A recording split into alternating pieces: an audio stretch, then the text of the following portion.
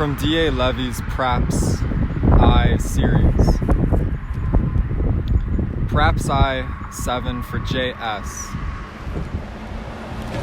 Perhaps I should have stayed dead.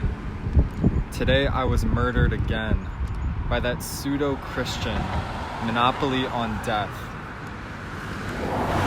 You just sat there with your soft belly, and I still don't know what game you were playing, what words you wanted. It is always the same. I end up at home with words that mean nothing.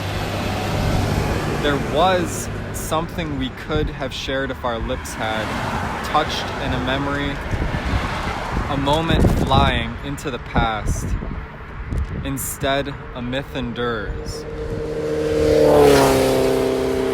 I dropped a glass under the table, remembering a ritual rob the days you rolled glass after glass over the edge of the table nonchalantly, waiting for the quiet bounce and shatter. And now you have disappeared into the great American wasteland of junk, and I wait for the poems you forgot to write.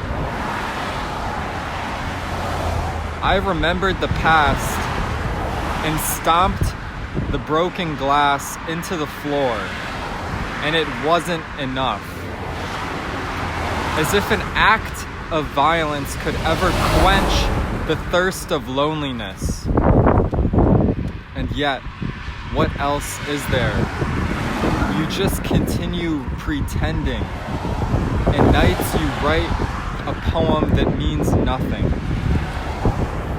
How would it have been to reach out, index finger etching a line under your breast? Was the sweater blue? The thin stripes of your slacks and your soft belly? I gave you a bouquet of words I couldn't understand in my drunkenness, and I watched you, and I fell into that myth making poems for others. How beautiful we share our loneliness with others. And I've watched what? Too many withdrew from my I don't know. There were your two very dark eyes and precise makeup on your lashes. I rapped the jukebox with my knuckles, and what a surprise for us all when the glass broke. What a surprise to see how much blood drips from my fingers and keep the myth going lonely. Now I've joined Adele's with Jeff and Ed, the secret inner circle of frustrated fists lashing out. Later, the real blood is poured into poems, paintings, and I spent my empty days defending them. There was your soft belly for a moment before I went home and tried to murder a few more things I love. A Siamese cat, a plaster Buddha. Another poet said, we all have something to say to each other, and I don't know what it is we are supposed to say.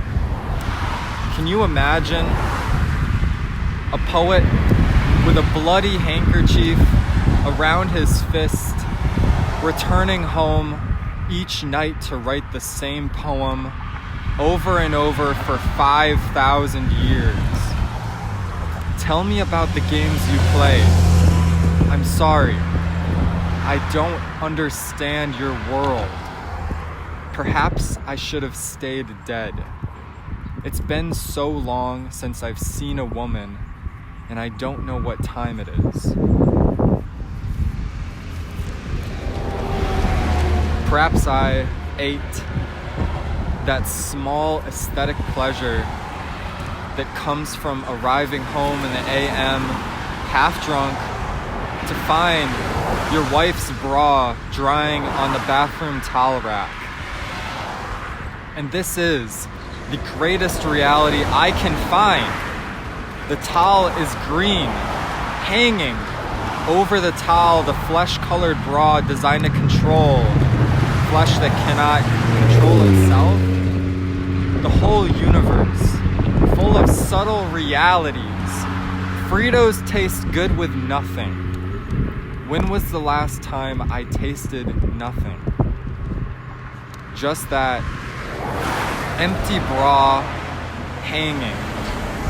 This is that Shiva, Brahma, Bodhidharma in China, in that emptiness.